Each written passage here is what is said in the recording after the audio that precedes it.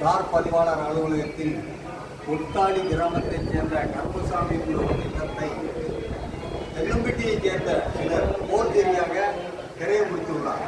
இந்த விவசாயியாக